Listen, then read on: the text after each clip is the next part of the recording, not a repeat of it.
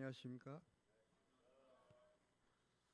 5월 하면은 생각나는 대표적인 꽃이 무슨 꽃인가요? 그래서 장미, 5월 장미 그러잖아요. 지금 조대에 가면은 아주 장미가 만발해 있다고 합니다. 그러니까 시간 되시면 한번 보시고요. 그 다음에 그 옆에 있는 꽃이 무슨 꽃인가요? 처음 본 꽃이죠? 라벤더라는 꽃인데요. 신안 유명한 신안에 가면은 이제 퍼플섬이 퍼플섬. 퍼플섬에 이렇게 라벤더 꽃이 아주 활짝 피어서 전국적으로 유명한 그런 이제 퍼플섬이고요. 전 세계적으로도 가장 가고 싶은 아름다운 섬으로 이렇게 뽑힌 그 섬이 바로 퍼플섬입니다. 꽃만 구경하면 안 되겠죠.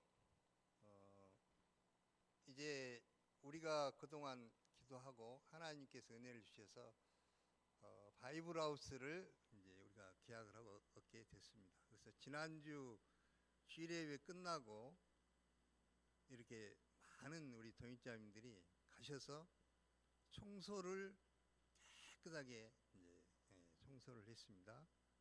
또 저녁에는 지난주 이제 축구 대회가 있었는데 축구 대회 끝나고 우리 이렇게 많은 우리 형제님들이 오셔서 그곳에서 이렇게 파티를 하고 맛있는 음식을 먹고 처음으로 그것을 사용한 것 같습니다. 하나님께서 오늘 아침에 새벽 2시 반 정도 제가 센터에 나왔는데 우리 어거스틴 목자님께서 그때까지도 안 들어가시고 무엇을 열심히 하시길래 무엇을 이렇게 열심히 하신데 오늘 말씀도 안 전하시는데 이렇게 하신 거 했더니 바이블 하우스 위에다가 어떻게 간판을 붙일 것인가 그것을 아주 고민하시고 몇 가지를 이렇게 샘플을 만드시고 이렇게 하시느라고 새벽 2시가 넘도록 이렇게 가시지 않고 준비하시는 모습을 보고 하나님께서 정말 바이블 하우스 가운데 넘치는 은혜 주시고 큰 역사를 이루시겠구나 이런 생각을 하게 됐습니다. 오늘 말씀이 4장이나 4장이나 돼가지고 너무 긴데 제가 이런 이야기를 너무 많이 하면 안 되는데 이상하게 말이 이렇게 길어졌습니다. 오늘 말씀 제목은 세상이 여호와께 속한 줄을 알리다. 출애굽기 7장 8절부터 10장 29절까지 말씀. 요절이 9장 29절이네요. 한 목소리 읽겠습니다. 시작. 모세가 그에게 이르되 내가 성에서 가서 곧 내 손을 여호와를 향하여 펴리니 그리하면 우레소리가 그치고 우박이 다시 있지 아니하리라. 세상이 여호와께 속한 줄을 왕이 알리이다. 오늘 말씀은 하나님께서 모세를 통해서 바로와 애굽에 내린 10가지 재앙에 관한 말씀입니다. 유대교에서는 우리는 10가지 재앙이라고 이렇게 이야기하는데 이스라엘 유대인들은 이것을 10번의 타격이다. 10 스트라이크, 그러니까 10번의 하나님께서 바로와 애굽 백성을 치셨다 이렇게 지금도 이야기하고 있습니다. 이 시간 재앙의 의미가 무엇인가 우리가 생각해 보고 우리 하나님이 얼마나 위대하신 분이신가 우리가 찬양하며 하나님께 영광을 돌릴 수 있기를 기도합니다. 자, 7장 8절 9절을 보십시오. 하나님은 10가지 재앙을 내리기 전에 아론의 지팡이가 뱀이 되는 이적을 보여주셨습니다. 이 뱀은 무슨 뱀일까요? 무슨 코브라잖아요. 그러자 바로의 마술사들도 그들의 요술로서 지팡이가 뱀이 되게 하였습니다. 그런데 아론의 지팡이가 그들의 지팡이를 삼켜버렸습니다. 이는 애국과 바로가 하나님의 심판에 삼켜질 것임을 예고해 주는 말씀입니다. 그러나 바로는 마음이 완악하여서 이스라엘 백성을 보내라는 하나님의 말씀을 듣지 않았습니다. 이로 인해서 하나님의 재앙은 이제 불가피하게 되었습니다. 자, 10가지 재앙을 간단하게 살펴보도록 하겠습니다. 한 가지 재앙을 3분만 하더라도 30분이잖아요. 그러죠? 이게 이제 짧게 이렇게 요약이 살 테니까 시간이 좀 부족하지만 잘 이해해 주시기 바랍니다. 첫 번째 재앙입니다. 무슨 재앙 같습니까? 딱 보니까 아주 붉게 물들었잖아요. 자, 첫째는 물이 피가 되는 피 재앙입니다. 하나님은 모세에게 나일 강가로 가서 바로를 만나라고 하셨습니다. 나일강은, 자 보세요. 이게 나일강이잖아요. 나일강. 예, 실제로 나일강을 가서 이렇게 보면은 그렇게 큰 넓지는 않은데, 이 나일강을 중심으로 해서 조금만 좌우로 벗어나면 사막으로 되어 있거든요. 사막. 완전 사막으로 되어 있어요. 그래서 우리가 잘 아는 피라미드, 스핑크스 그런 것도 여기 옆에서 좀만 차로 나가면은 바로 이렇게 모래가 펼쳐져 있는데 거기가 있거든요. 이렇게. 그러니까 결국은 여기에 있는 나일강을 중심으로 해서 좌우에다가 물을 이용해서 농사를 짓는 것입니다. 나일강은 애굽의 축복의 젖줄기요, 애굽 사람들에게 풍요를 가져다 주는 그런 강이었기 때문에 그들은 나일강을 신으로 섬겼습니다. 그 물 때문에 가축들도 살고 채소, 농사도 할 수가 있었습니다. 모세 아론이 여호와께서 명하신 대로 지팡이를 들어서 나일강을 치니까 그 물이 다 이렇게 피로 변하고 고기가 죽고 그 물에서는 악취가 나서 마실 수가 없게 됐습니다. 그러나 애굽 요술사들도 같은 일을 행함으로써 바로의 마음이 안악해져서 그들의 말을 듣지 않았습니다. 둘째는 개구리 재앙입니다. 자, 1, 2절 같이 한번 읽어볼까요? 1, 2절 시작. 여호와께서 모세에게 이르시되 너는 바로에게 가서 그에게 이르기를 여호와의 말씀에 내 백성을 보내라. 그들이 나를 섬길 것이니라. 내가 만일 보내기를 거절하면 내가 개구리로 내 온 땅을 치리라.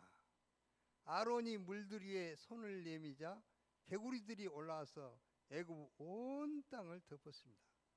조용하던 나일강과 운하와 못들에서 갑자기 개굴 소리가 들려오더니 개구리가 올라와서 왕궁에도 침실에도 화덕에도 개굴 울어대니까 사람들이 정신을 차릴 수가 없었어요. 개구리에게 시달린 바로는 모세 아론을 불러서 이스라엘 백성을 보내어서 여호와께 제사를 드리게 하겠으니 제발 개구리들을 쫓아내주도록 부탁했습니다. 바로는 조금 겸손해진 듯 했지만 애굽의 요술사들도 똑같은 개구리 이적을 행하자 또 마음이 바로가 안하게졌습니다. 그래서 그들의 말을 듣지 않았습니다. 셋째, 이 재앙입니다. 이 재앙. 그 모습을 한번 보세요. 조그마한 이들이 막 몸에 붙으니까 막 가려워가지고 긁는 그런 모습 있잖아요. 그러죠? 아론이 지팡이를 내리치자 땅에 티끌이 다 이로 변했습니다. 혹시 이 아신 분 계신가요? 우리 세지 목자님 이 아세요? 어떻게 세지 목자님 이를 다 알아요?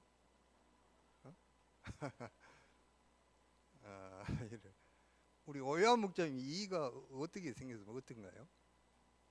우리 오야 목자님 정도 돼야 이가 무엇인가 좀 알 수 있을 것 같은데. 60년, 70년대까지만 해도 이가 많아가지고 머리에 막 옷에 이렇게 이가 있어가지고 이잡니라고 막 이렇게 불 켜놓고 정신이 없이 그러게 저도 어린 시절에 그럼 보냈던 기억이 납니다. 뭐 지금은 없죠. 지금은. 자, 어쨌든 이는 아주 작은 기생곤충입니다. 사람이나 동물의 피부나 털에 붙어서 피를 이렇게 빨아먹습니다. 우리나라도 70년대까지만 해도 아이들의 머리에 이가 있는 경우가 많이 있었습니다. 그래서 빗으로 막 이렇게 머리를 빗어서 이를 잡게 되어 있습니다.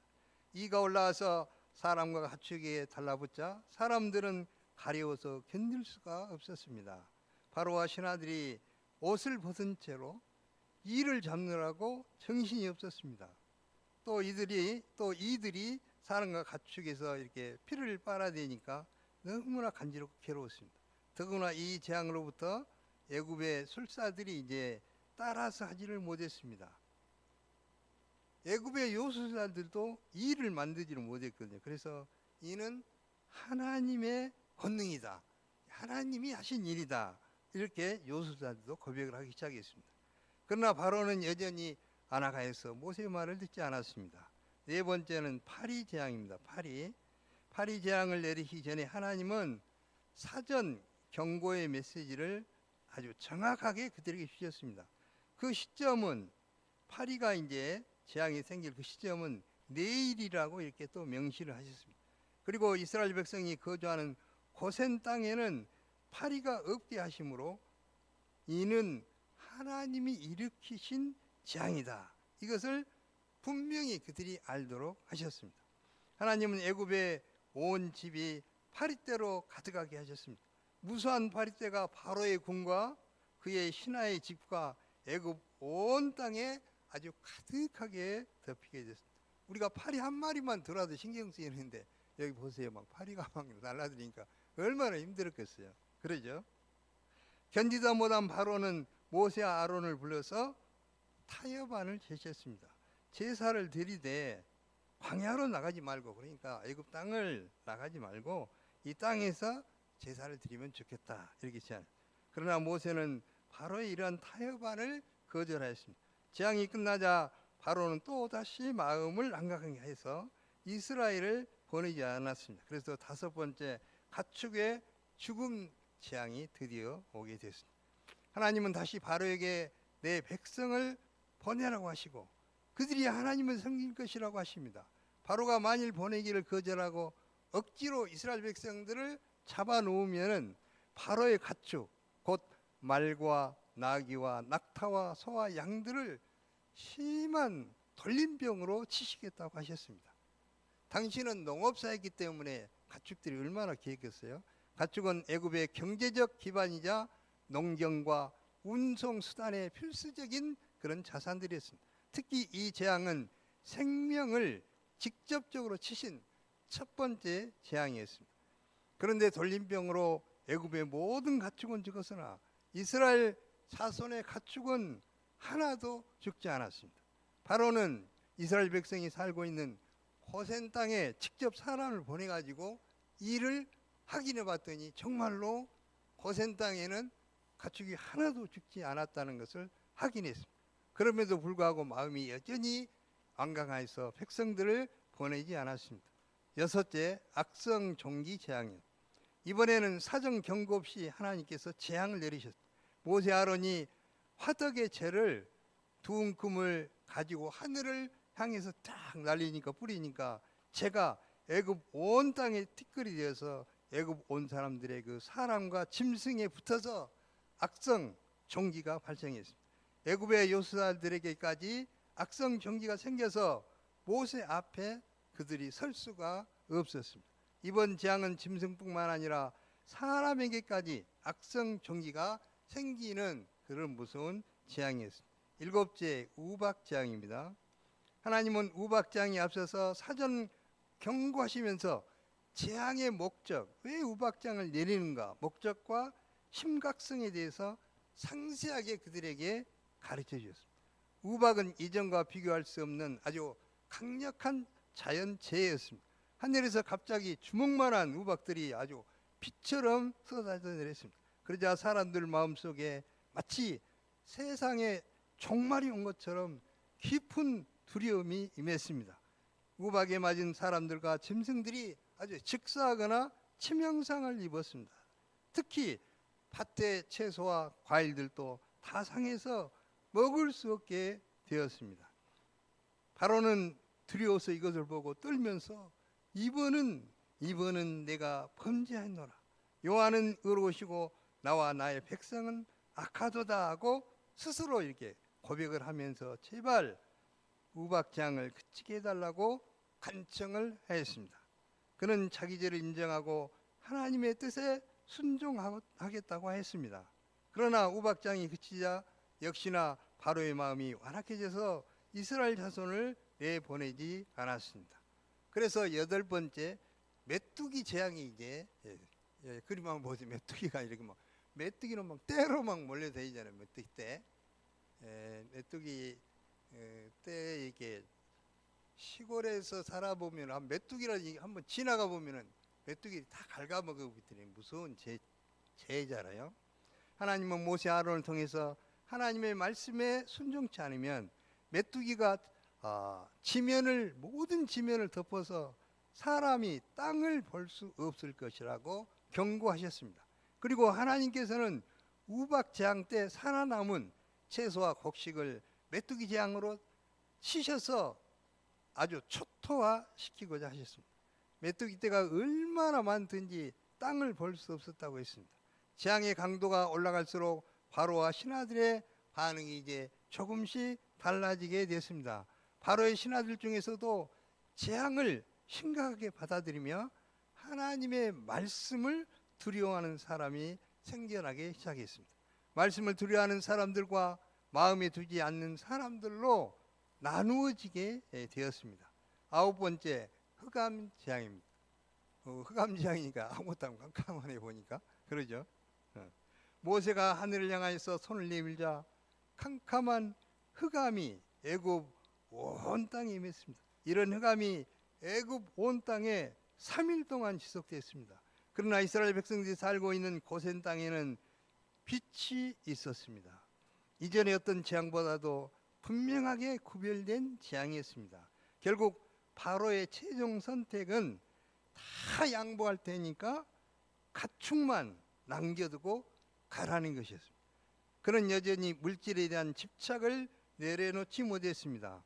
바로가 이처럼 끝까지 고집을 꺾지 않자 하나님은 이제 마지막으로 장자 재앙을 통해서 그를 치고자 했습니다. 그래서 열 번째 재앙이 바로 처음 난 초태생, 처음 난 것의 모든 초태생을 죽이는 재앙이 열 번째 재앙입니다. 이 열 번째 재앙은 다음 주에 우리 어거스틴 목사님이 말씀하시겠습니다. 자, 지금까지 우리는 간단하게 10가지 재앙에 대해서 살펴보았습니다. 그러면 10가지 재앙을 통해서 우리는 무엇을 배워야 합니까? 하나님께서 이 10가지 재앙을 통해서 우리에게 주시고자 하는 무슨 교훈이 있다는 것입니까? 우선 4가지 정도만 간단히 살펴보겠습니다. 첫째는 여호와 하나님이 누구신지 알게 하기 위해서 재앙을 내리신 것입니다. 자, 6장 7절과 7장 5절을 한번 같이 읽겠습니다. 먼저 6장 7절 읽겠습니다. 시작. 나는 이집트 사람의 무거운 짐 밑에서 너희를 빼낸 너희 하나님 여호와인지를 너희가 알지니라. 7장 5절 시작. 이스라엘 자손을 그 땅에서 인도하여 낼 나를 여호와인 줄 알리라. 하나님께서는 이적과 심판을 통해서 자신이 누구인지를 보여주시고자 하셨습니다. 여호와 하나님은 참 신이십니다. 여호와 하나님 외에는 다른 신이 없습니다. 하나님은 이집트 사람들이 숭배하는 신들에 대한 심판을 10가지 재앙을 통해서 내리셨습니다. 그들이 신격화해서 우상을 숭배하고 있는 이들의 우상들이 여호와 하나님의 손길에 의해서 10가지 재앙에서 속수무책으로 징계를 받았습니다. 자, 여기 10가지 재앙은 실제로 가르쳐주고 하는 의미는 10가지 우상을 이렇게 징벌했다. 그러니까 이것은 우상이고 참된 신이 아니다. 이스라엘 백성들이 섬기고 있는 전부 우상이고 가짜 신이라는 것을 보여주신 거예요. 참신은 하나님밖에 없다는 것을 보여주시기 위해서 10가지 재앙을 내리신 것입니다. 이것은 교제방과 또 우리가 다 이렇게 공지방에다 올려놨거든요. 그러니까 꼭 제가 일일이 신들을 첫 번째 재앙에서는 무슨 신을 친 것이다. 다 설명의 시간이 없기 때문에 한번 참고로 보시면 좋겠습니다.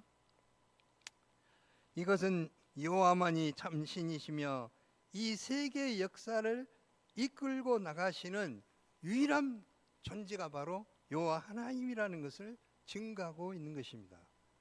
둘째, 10가지 재앙 반복 속에 하나님의 기다림과 사랑을 드러내신 것입니다. 왜 하나님은 한 번에 끝낼 수 있는 일을 반복해서 10번이나 이렇게 하셨을까요? 이 다음 이제 우리가 10번째 장 다음 시간에 배우는데 창자재앙 하나만 딱 내리면 끝났잖아요. 근데 왜 하나님께서는 이렇게 먼저 9가지 재앙을 딱 내리셨을까요? 하나님은 전능하시기에 단 한 번의 재앙으로도 바로를 꺾을 수 있었습니다. 그러나 하나님은 단순한 굴복이 아니라 바로와 애굽, 이스라엘과 모든 세대가 하나님을 알고 경외하는 것을 원하셨습니다. 그래서 반복이 필요했고 기다림이 필요했습니다. 그 반복과 기다림 속에서 하나님은 사람의 마음을 변화시키고 자신을 참 하나님으로 드러내신 것입니다. 셋째는 나의 인생에 재앙이 있을 때 하나님이 주시는 것인지도 우리가 한번 생각해 보도록 하신 것입니다. 우리는 신앙생활 하다가 재앙을 당하게 되면, 다시 말하면 어떤 징계, 고난이 오게 되면 이것이 혹시 하나님이 주시는 어떤 사인인지 깊이 한번 생각해 보라는 것입니다. 그리고 자기의 죄와 허물이 있다고 판단될 때는 돌이키기에, 하나님 앞에 돌이키기에 힘써야 한다는 것입니다. 예수님은 실로암 망대가 쓰러져 그곳에서 죽은 18사람이 있었는데 이 18사람이 대해서 말씀하실 때 너희도 만일 회개하지 않으면 다 이와 같이 망하리라 이렇게 말씀하셨습니다. 우리가 다른 사람의 재앙을 보고 판단할 것이 아니라 우리 자신이 먼저 그것을 보고 교훈 삼아서 회개하라고 주신 경고임을 알아야 된다는 것입니다. 오늘 아침 일용할 양식 보신 분은 알겠지만은 일용할 양식 바로 앞에 보면은 연희센터 그 이동희 목사님의 소감이 거기에 자세히 나와 있어요. 제목이 뭐냐면은 징계는 하나님의 사랑이다. 그래서 자기가 어려움 징계를 하나님으로 받았을 때 엄청 힘들고 어려웠는데 나중에 하나님께서 그 징계를 통해서 하나님이 정말 나를 사랑하시기 때문에 나를 징계하셨구나. 그런 고백을 길게 써놨거든요. 양식을 꼭 한번 읽어보시기 바랍니다. 넷째, 온 세상은 여호와께 속해 있다는 것을 가르쳐 주시고자 하심이었습니다. 요절 말씀 9장 29절을 한번 다시 읽을까요? 시작. 그에게 이르되 내가 성에서 나가서 곧 내 손을 여호와를 향하여 그리하면 우레소리가 그치고 우박이 다시 있지 아니할지라. 세상이 여호와께 속한 줄을 앙히 알리이다. 하나님이 가장 원하시는 것은 우리가 하나님을 하나님으로서 잘 아는 것입니다.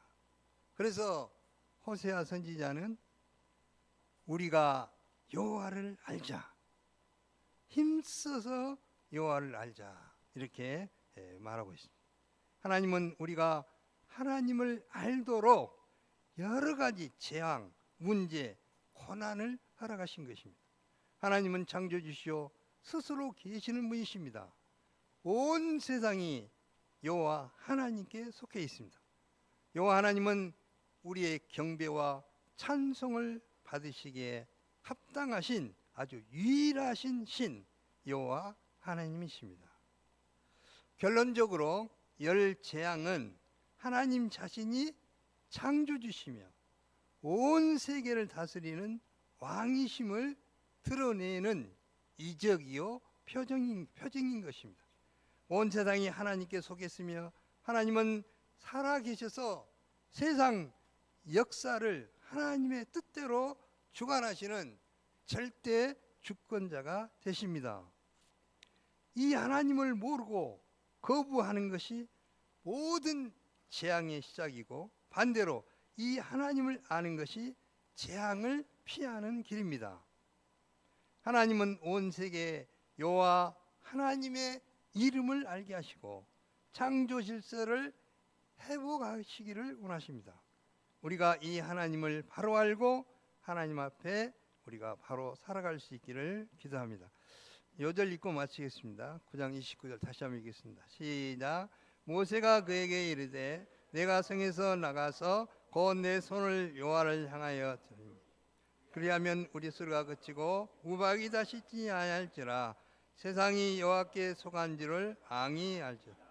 하나님 아버지 감사합니다. 하나님께서 10가지 재앙을 내리신 것은 애굽의 왕 바로가 헛된 우상을 숭배하기 때문에 그들이 숭배하는 우상은 헛된 것이고 아무것도 아니다는 것을 보여주기 위해서 참된 신은 여호와 하나님 한 분뿐이라는 것을 보여주기 위해서 10재앙을 내리신 것을 배우게 하시니 감사합니다. 또한 세상 모든 것이 여호와 하나님께 속해 있고 이 여호와 하나님을 올바로 믿고 섬길 때 모든 재앙으로부터 벗어날 수도 있고 하나님의 복을 받을 수 있다는 귀한 말씀을 주신 것을 감사합니다. 하나님은 정말 얼마나 위대하신 분인가. 스스로 계신 여호와시며 천지 만물을 창조하시고 하나님의 절대적인 뜻 가운데 천지 만물을 인도하고 섭리하고 계시는 하나님을 이 시간 배우게 하시니 감사합니다. 이 하나님을 온전히 저희들이 믿고 의지하고 승리하는 삶을 살게 도와주시옵소서. 감사하며 예수님 이름으로 기도합니다. 아멘.